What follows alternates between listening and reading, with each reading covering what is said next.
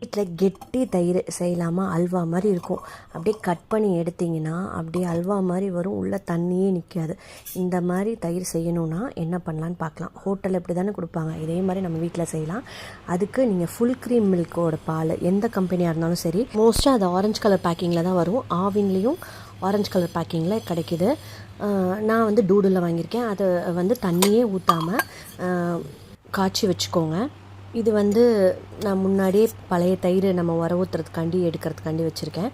பாருங்கள் அது எப்படி இருக்குன்னு, கெட்டியாக இருக்கா, அப்படியே அல்வா மாதிரி இருக்குது. கீழே அப்படியே தட்டுனாலும் விழுகாது, அவ்வளோ திக்காக இருக்கும். இதை நீங்கள் ஹாங்க் யோகர்ட்டாகவும் யூஸ் பண்ணிக்கலாம். எங்கள் வீட்டில் இதை வந்து ஐஸ்கிரீம் மாதிரி நாங்கள் சாப்பிடுவோங்க. ஒரு 2 hours கழிச்சு இப்போ இந்த தயிர் வந்து நீங்கள் விரலில் தொட்டு பார்க்கல லைட் சூடு தான் இருக்கணும். அந்த டயத்தில் நீங்கள் வந்து இதில் அதாவது பழைய உரமோர் இருக்குல்ல, அதில் ஒரு ஸ்பூன் ஊற்றி கலக்கிட்டு க்ளோஸ் பண்ணி வச்சுட்டு ஒரு 10 மணி நேரம் கழித்து எடுத்து பார்த்திங்கன்னா, இங்கே பாருங்கள் அசைச்சு பார்த்திங்கன்னா தண்ணியே வராது. தண்ணியே விடாமல் அப்படியே கெட்டி தயிராக இருக்கும். இதை கட் பண்ணி எடுத்து காட்டுறேன் பாருங்கள், சூப்பராக வருதா. இது வந்து நீங்கள் மைனீஸ்க்கு பதில் நீங்கள் வந்து சாண்ட்விச்சுக்கெலாம் யூஸ் பண்ணிக்கலாம். ட்ரை பண்ணி பார்த்துட்டு சொல்லுங்கள். எங்கள் வீட்டில் பின்னாடி பீகாக் கத்துற சத்தம் நல்லா கேட்குதில்ல. இந்த வீடியோ யூஸ்ஃபுல்லாக இருந்தால் லைக், ஷேர் அண்ட் சப்ஸ்கிரைப்.